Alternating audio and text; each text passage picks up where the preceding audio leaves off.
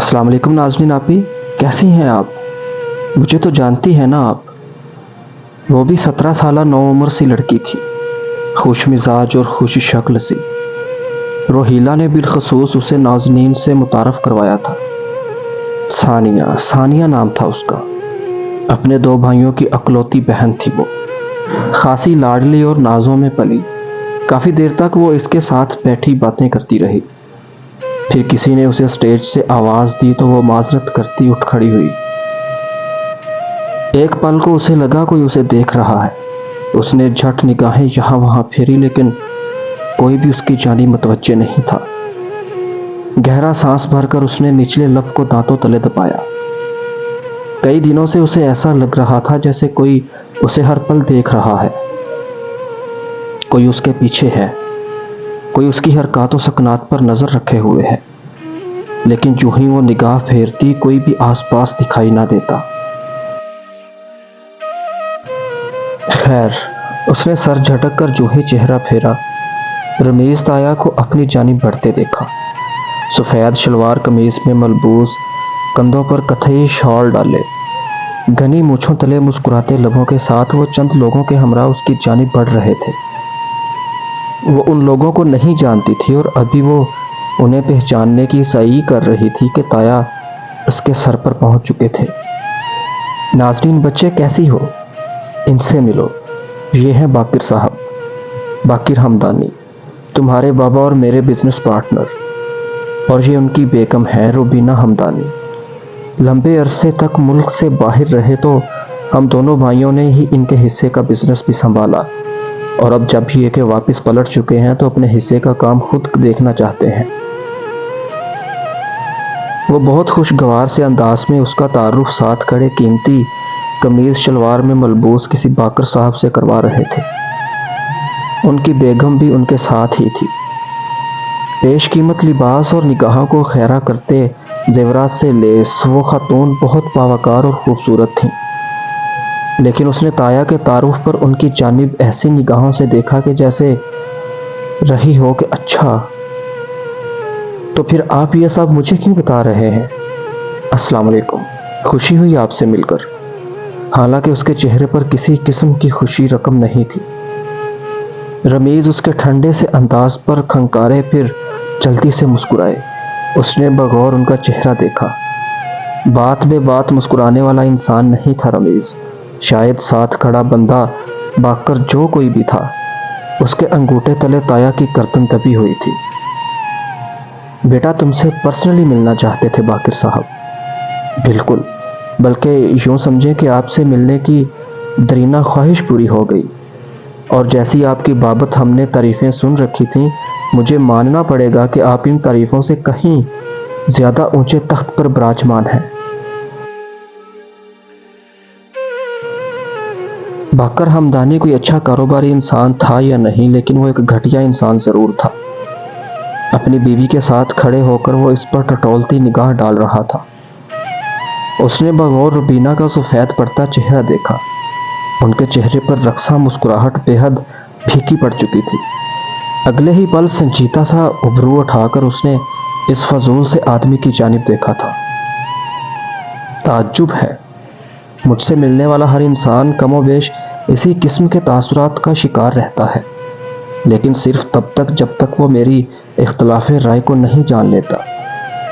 جو ہی اس پر آشکار ہوتا ہے کہ میں کس انداز سے لوگوں کی عزت افزائی کرتی ہوں، اگلے ہی پل اس کے خوش آمد سے تاثرات ہوا ہو جاتے ہیں۔ وہ نازنین تھی، اس پر ہاتھ ڈالنا آسان نہیں تھا۔ مسکرا کر بہت نرم لہجے میں بے حد سخت باتیں کرنے آتی تھیں اسے۔ اگلے ہی پل باقر ہمدانی نے کھنکار کر ماحول میں پھیلی ہدک کی بو زائل کرنی چاہی۔ کیوں ملوانا چاہتے تھے آپ مجھے ان سے تایا؟ اس نے ٹھنڈی آنکھیں ان کی جانب پھیری۔ رمیز کی نگاہوں میں ایک سرد لہر اترتے دیکھی تھی اس نے۔ یقیناً وہ ان کا بنا بنایا کوئی کھیل بگاڑ رہی تھی۔ کیوں کا کیا مطلب ہے بچے؟ تم کمپنی میں 25% شیئر ہولڈر ہو، ایک طرح سے تمہارا کاروباری تعلق ہے باقر صاحب سے، اسی لیے وہ تم سے ملنا چاہتے تھے۔ اور پھر تم ہمارے گھر کی ہی بچی ہو، جاوید کی بیٹی ہو، تمہارا ان معاملات میں حاضر رہنا ناگزیر ہے۔ ان کی سرسراتی سی مسکراہٹ نے ایک پل کو اسے تلخی سے مسکرانے پر مجبور کر دیا تھا۔ 18 سال، اس نے کہہ کر ایک لمحے کو توقف کیا تھا، گویا انہیں اس مدت کو جذب کرنے کا وقت دیا۔ اس کی مسکراتی آنکھیں اب کے سرد ہو گئی تھیں۔ 18 سال بعد آپ کو خیال آ گیا کہ میں بھی اس کاروبار میں حصے دار ہوں اور بالخصوص اس گھر کی بیٹی بھی ہوں۔ میں آپ کے اس قدر ذمہ دارانہ رویے پر آپ کو داد پیش کرتی ہوں تایا۔ بلا شبہ آپ کاروباری مصروفیات کے باوجود بھی اس بارے گراں کو یاد رکھنے میں کامیاب ہوئے ہیں۔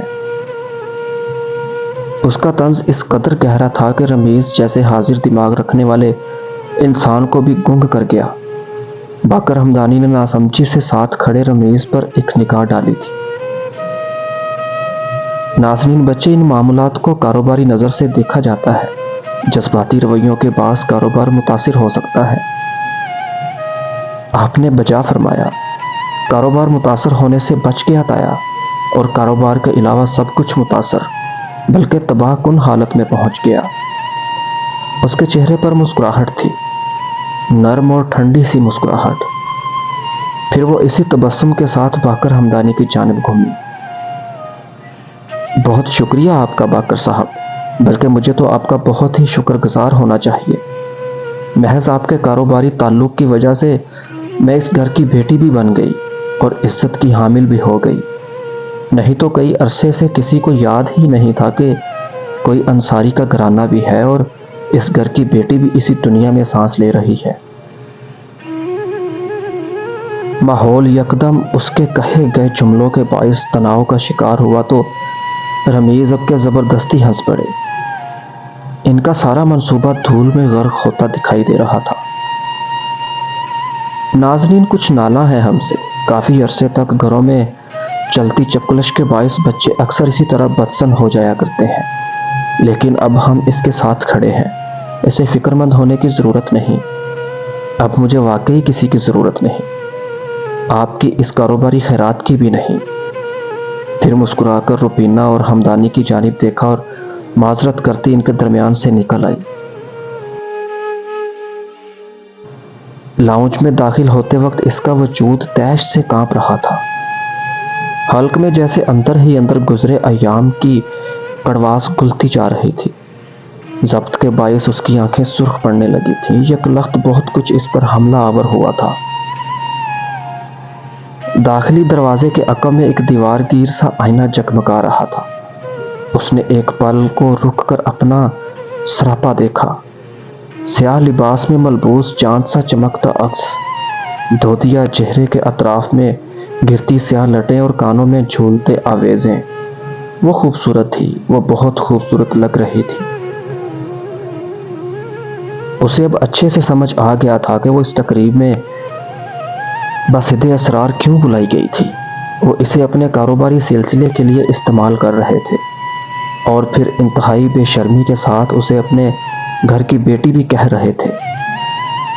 یکدم اس کی آنکھوں نے نمی کا سماں پیدا کر دیا۔ دل کیا کہ ابھی ابھی اس گھر سے بھاگ جائے اور پھر کبھی یہاں لوگوں کی شکل تک نہ دیکھے، لیکن وہ ایسا نہ کر سکی۔ ٹھنڈے لاؤنج میں کھڑے کھڑے اس کے پیر شل ہونے لگے تھے۔ دفعتاً صوفیہ اس کے پیچھے آئیں۔ اس نے جلدی سے اپنی آنکھوں کو کونے صاف کیے اور ان کی جانب مسکراتی ہوئی پلٹی۔ وہ بس انہیں ہر قسم کی تکلیف سے بچانا چاہتی تھی، کیونکہ وہ اپنے بابا کو نہیں بچا سکی تھی۔ کیا ہوا ہے نازنین؟ طبیعت تو ٹھیک ہے نا تمہاری؟ پریشان سے استفسار پر اس نے جلدی سے اس بات میں سر ہلایا اور ان کے ساتھ ہی باہر کی جانب بڑھ گئی۔ وہ بار بار اس سے پوچھ رہی تھیں، لیکن جب اس نے نہیں بتایا تو وہ بھی خاموش ہو گئی۔ انہیں اندازہ تھا کہ وہ اب نہیں بتائے گی۔ مہندی کی تقریب اپنے عروج پر تھی۔ سنہری روشنیوں کے ہالے میں مقید وہ ماحول ہر جانب سے شور، ہنگاموں اور کہکہوں کی پاس گشت سے گونج رہا تھا۔ جب سب کزنز اپنا اپنا تیار کردہ رقص پیش کر چکے تو یوں ہی گول میز کے گرد لگی بہت سی کرسیوں کی جانب سمٹ آئے۔ नित नए रंगों से सजे मलबूसात में लिपटी लड़कियां और सफ़ेद कमीज शलवार पर मुख्तलिफ रंगों से आरास्ता दुपट्टों को गले में डाले लड़के बहुत पुरजोश और तमतमाते चेहरों के साथ हंसने में मसरूफ थे। बहुत मज़ा आया भाई। सबसे ज़्यादा ज़बरदस्त परफॉर्मेंस तो अबीहा और अदील भाई की थी, और दूसरे नंबर पर जिन्होंने स्टेज हिलाया, इनको कैसे भुलाया जा सकता है। उसकी बात ख़त्म होते ही बहुत से कहकहे बुलंद हुए थे। कुछ ने जोड़ों में रक्स की तैयारी की थी और कुछ के सोलो परफॉर्मेंसेस ही रही थी। सानिया ने पहले अपने बड़े भाई और अबीहा का हवाला दिया था और फिर उसका इशारा अपने और नैना के रक्स की जानिब था। जैसा हमने सोचा था उससे कहीं ज़्यादा एंजॉय किया है मैंने तो। अब के चहकर कहने वाली नैना थी। आहिस्ता आहिस्ता उनकी जानिब और कज़न्स भी सिमट आए थे। अब मुझसे अदील भाई की शादी के लिए इंतज़ार नहीं हो रहा नैना। मामा ने कहा था कि उनकी शादी भी साल के आखिर में करेंगे, लेकिन बाबा ने सारे बने बनाए प्लान को कैंसिल कर दिया। इनका मानना है कि अदील भाई को अभी अपने कारोबार पर तवज्जो देनी चाहिए। आखिर में सानिया ने आंखें घुमाकर नज़ाकत से कहा था। उसका बड़ा भाई खासी लापरवाह और गैर संजीदगी सी तबीयत का मालिक था। जबी रोहीला के बेहद इसरार के बावजूद भी सुहेल ने उसे शादी की इजाज़त नहीं दी थी। उनका मानना यही था कि इसे पहले खुद को संवारना चाहिए और फिर इतनी बड़ी जिम्मेदारी का अंबार अपने शानों पर सवार करना चाहिए। लेकिन एक अदील था कि उसे शिकार पर जाने और क्लबिंग करने से ही फुर्सत नहीं थी। उसकी लापरवाह तबीयत सुहेल के लिए अब दिल का आरसा साबित होती जा रही थी। इसी असना में एक दूसरा कज़न बोल पड़ा। ये अबीहा के अकलौते मामू शोएब का बेटा था। काबिल कबूल सूरत का बहुत सूखा सा लड़का था वो। अदील भाई की तो शादी होती रहेगी, पहले ये तो बताओ आबी के तुम कब कर रही हो शादी। उसने अबीहा को मुखातिब किया तो उसने हाथ में थामे नाजुक से जूस के गिलास पर एक अंदाज से अंगुश्त शहादत फेरी। फिर बाबिर की जानिब मुस्कुरा कर देखा। उसका हर अंदाज ही रौनक और गरूर से भरपूर था। ख्वाम-ख्वाह कोफ्त होने लगी थी उससे। इतनी भी कोई जल्दी नहीं है अब मुझे मेरी शादी की। अभी रज़ा भाई की शादी तो तरीके से हो जाने दो, फिर मामा मेरे बारे में भी सोचेंगी। अच्छा बताओ, ख़ानदान में करोगी शादी या फिर आउट ऑफ फैमिली। ये शोएब का दूसरा बेटा था, बाबर से कदरे मोटा और छोटे कद का। इसके बारे में मशहूर था कि वो हर वक्त खाता हुआ पाया जाता था। टीवी लाउंज हो या फिर स्कूल वैन, घर का दलान हो या फिर मसरूफ सी शाहरा, इसे हर जगह खाते हुए देखा गया था। बकौल बाबर के वो धरती का खाना ख़त्म करने के लिए पैदा किया गया था। अब ये तो सोचना मामा का काम है ना साइम, इस बारे में मैं क्या कह सकती हूँ। उसने गुलाबी पड़ते रुखसार लिए लोगों में किसी को तलाशना चाहा, लेकिन निगाहें मायूस सी पलट आईं। जाने कहाँ था वो। डोंट टेल मी कि तुम वो अच्छी वाली बेटी बनकर अपनी मामा की हर बात मानने पर आमादा हो जाओगी आबी। हम सब जानते हैं कि तुम ऐसी हरगिज़ भी नहीं हो। याद है तुम्हें कॉलेज में एक लड़के पर क्रश था तुम्हें, और तुमने उसे प्रपोज भी किया था, लेकिन वो ही इंटरेस्टेड नहीं था तुमने। बाबर कहका लगाकर हंस पड़ा तो अबीहा ने एक सख्त निगाह उस पर डाली। सानिया और नैना ने बेसाख्ता ही निगाहों का तबादला किया था। उन्हें पता था कि अबीहा इस वाक़े को लेकर किस कदर बददिल हुई थी। ऐसा कुछ नहीं था, वो मुझ में इंटरेस्टेड था, लेकिन फिर मेरा ही इंटरेस्टेड उसमें ख़त्म हो चुका था। और अब तुम बिल्कुल चुप रहोगे बाबर, कब से बहुत फजूल बकवास कर रहे हो। और बाबर अगले ही पल वाकई चुप सा हो गया था। उसे अंदाज़ा था कि अबीहा किस कदर जालिम हो सकती थी। उसे उसकी हिस्ट्री शीट अच्छे से हिफ्ज़ थी। वैसे ये हरम भाई कहाँ हैं? नज़र नहीं आ रहे मुझे। सानिया ने अचानक ही कहा तो अबीहा ने भी एक बार फिर से निगाहें सब्ज़ाज़ार पर मौजूद लोगों पर दौड़ाईं। वो होता तो नज़र आता ना, वो तो कहीं था ही नहीं। میں دیکھ کر آتی ہوں انہیں۔ اور ابھی ثانیہ مڑی ہی تھی کہ وہ اسے دور سے چلتا ہوا دکھائی دے گیا تھا۔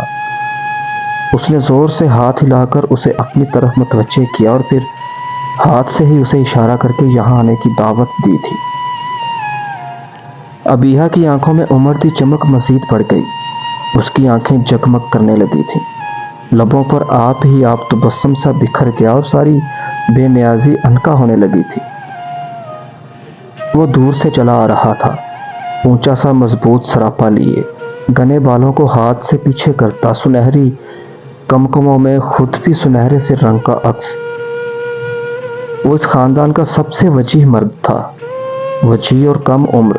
اس کے بارے میں مشہور تھا کہ وہ انتہائی عمدہ اخلاق اور خوش شکل سے نوازا گیا تھا۔ جن سے بھی ملتا تھا انہیں اپنا گرویدہ کر لیتا تھا۔ لوگ مڑ مڑ کر دیکھا کرتے تھے اسے۔ ابھی بھی بہت سی نگاہوں نے اس کے سبت قدموں کی پیروی کی تھی۔ وہ پاس چلا آیا تو ابیہا ہی نے سب سے پہلے مسکرا کر بات کا آغاز کیا۔